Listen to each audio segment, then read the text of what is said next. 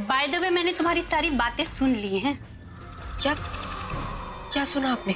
तुम फोन पर किसी से बात कर रही थी, वो भी आवाज बदल कर। तुम कुछ प्लानिंग तो नहीं कर रही हो? अगर कर रही हो ना तो मुझे उसमें शामिल कर लो, फायदे में रहोगी।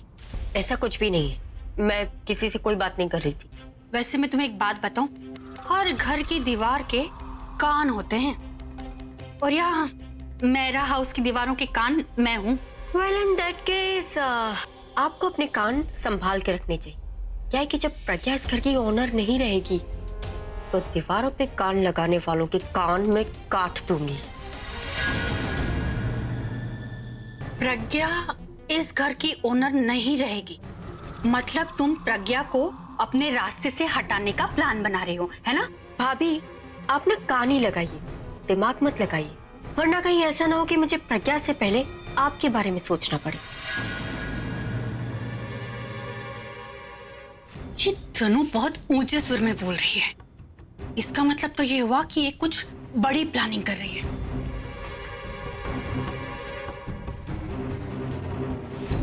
हेलो आंटी जी, कैसे हैं आप? मैं आपको कुछ ला कर दूं? ओहो, आई एम सो सॉरी, तो भूल ही गई कि आप ठीक नहीं हैं।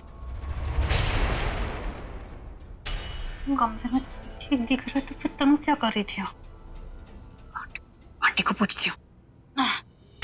आंटी जी, मैं आपसे एक बात पूछूं? आप मुझे बताएंगे कि ये तनु यहाँ पर क्या कर रही थी?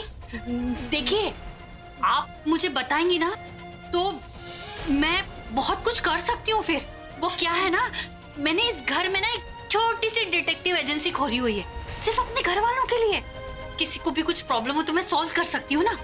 तो आप अगर मुझे इतना सा भी हिंट देगी ना तो मैं सब कुछ पता लगा लूंगी। हाँ हाँ, कुछ बोलना चाह रही हैं?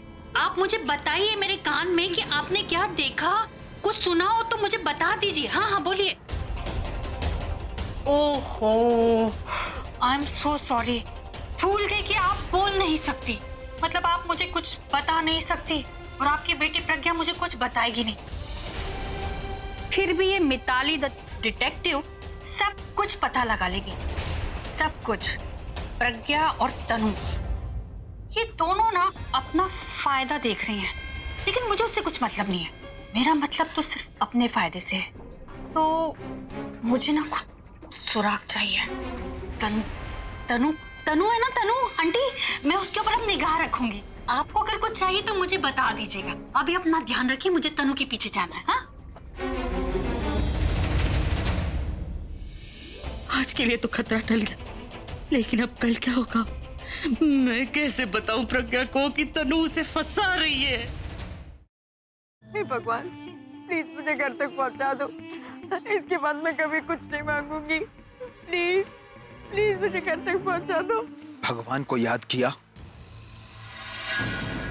और शैतान हाजिर, और वो इसलिए क्योंकि मुझे मेरा बदला लेने से भगवान भी नहीं रोक सकता। प्लीज मुझे मत मारो। देखो मैंने थोड़ी ना तुम्हें मारा। तुम्हें बदला ही लेना ना, तो तुम निखिल से बदला लो, उसी ने तुम्हें मारा है। मुझे मार के तुम्हें क्या मिलेगा? मुझे मत मारो please. Siddharth, listen to me, Yash joker है। सिद्धार्थ, तुम यहाँ कैसे आए? सिद्धार्थ, मेरी बात सुनो रोशनी, यश ही जोकर। चलो, listen to me, damn it, Yash is the joker. मेरे पास वक्त नहीं है। सिद्धार्थ, तुम क्या बोल रहे हो? यश मेरा बेस्ट फ्रेंड है सिद्धार्थ, वो मेरे बचपन का फ्रेंड है। How could it be? और तुम कोमा में थे ना, तो ये सब पास वक्त नहीं है। वो सब एक नाटक था, इसलिए क्योंकि मैं चाहता था कि जोकर मेरे पास है और अपनी सच्चाई मेरे सामने रिवील करे, और वही हुआ। और यश इज द ब्लडी जोकर।